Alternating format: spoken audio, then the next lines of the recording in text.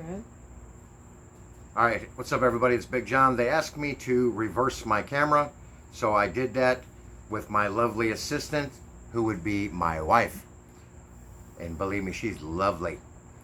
As you can see, I got company, but I'm here to talk to y'all about grading. It's very subjective to the individual, but for those of you who want to learn and do it quickly, the first thing you'll want to do is pick up an overstreet. If you pick up an overstreet, inside the overstreet is going to be how you grade or what to look for when you're grading. That's the first thing you want to do. The other thing you're going to want to do is you're going to want to see comic books. Multiple copies of each book. I mean multiple copies of an individual book. For instance, like an ASM 300.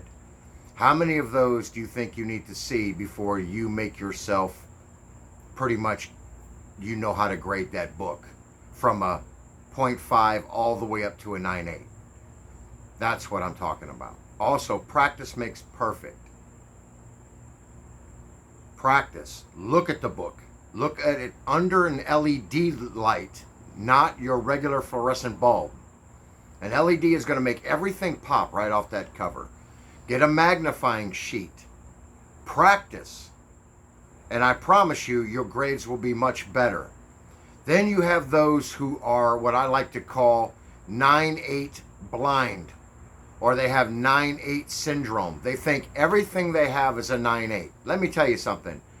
97% of the books that the comic book stores get out of the box are not 9/8s. I'm talking books that were just made. Most of them are not 9/8s. They got spine ticks on them. They're going to have some waviness to them because the paper that they make now is not the same that they made then. Okay, so take your time, practice. Don't be greedy. The difference between an 8 and an 8.5 can be anywhere from $5 to $10. Difference in price. An 8 to a 9, depending on the book, maybe $20. Is $20 that important to you? That you're going to grade a book, sell it over the internet or whoever, and then they're going to look at that book and said that your grading was way off, and you already knew that because you did it simply because you wanted an extra $8 for the half a grade. Come on, that's ridiculous. Don't do it. So I just want to give you that point of view. You saw my frustration in my last mail call video, and I don't want you to start doing the same thing as I do. This hobby is meant to be fun. It's meant to be enjoyed.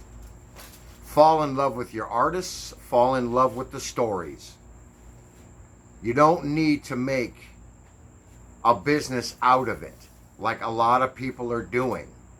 If you started the hobby because that's exactly what it was to you, a hobby, then just stick to that. Don't become a presser and a cleaner if you just can't do it after practicing and you've ruined a couple of books. Just stop, because if you don't want to do that, then don't start. If you're not going to be a professional grader and you're just going to be a fly-by-night salesman, then stop grading your books. Take them to your LCS. They will help you grade your books. You just walk in like you're going to trade it to them or sell it to them. They're going to grade it because they're going to have to price it. Then ask them. Well, ask them what they said that the grade was. And they'll tell you. Anyway, enough of this rant. Check me out tomorrow. I got a good mail call. I'm hoping that these 2 boxes come in tomorrow. One is being sent from a good friend of mine from Capco Comics. And it's going to be one of his books. He's going to want me to press and clean for him. I'm very honored. So we're going to take care of that. And then I got a nice collection coming in tomorrow. So please tune in. This has been Big John, and as usual, I'm out.